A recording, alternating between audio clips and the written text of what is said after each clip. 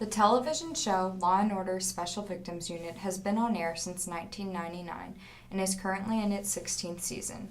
It highlights rape, sexual assault, and incest as heinous crimes in New York City. The show portrays female victims with emphasized feminine ideals such as vulnerability, sexuality, and fragility. The overwhelming representation of female victims on Law & Order Special Victims Unit begs the question, to what extent does the show portray so-called feminine traits in female victims? Also, to what extent does the show vilify or indict these traits? These so-called feminine traits encompass female victims being dependent, emotional, passive, and sexually submissive. I highlight how the television show displays the victims as emotional, being manipulative, and uses demographics such as white young females to portray the victims.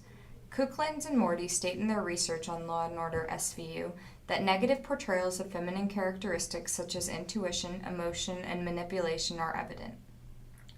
Demographically, Cavender, Bon Maupin, and Jurek argue young white women are overrepresented as victims in crime news.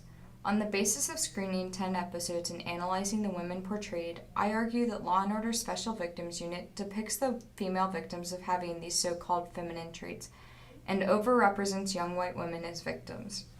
In the 10 episodes I screened, 7 of the 10 involved white women, and of the 7, 3 involved female children. 4 of the 10 episodes also involved rape or sodomy of these female victims.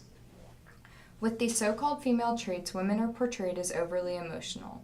This is evident in the season 12 episode Bang, in which Dee Dee, a mother and victim, yells at detectives Benson and Stapler and demands that they comply with all of her needs. Dee Dee cries on multiple occasions, and she also blows up at her fiancé, Ken.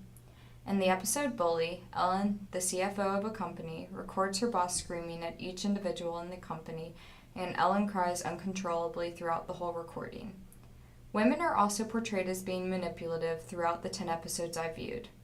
In the episode Spectacle, a young woman fakes a sexual assault in order to get the police to take her friend's case seriously. She has her friend film a fake rape and plays the tape across their university's campus-wide intranet feed. While watching Law & Order Special Victims Unit, we should wonder about the extent that it portrays so-called feminine traits in female victims and how these traits are vilified. To what extent do these representations of victims impact the people who watch the show? Further research will be needed to answer this question, but this analysis provides a basis for understanding how television shows can portray female victims.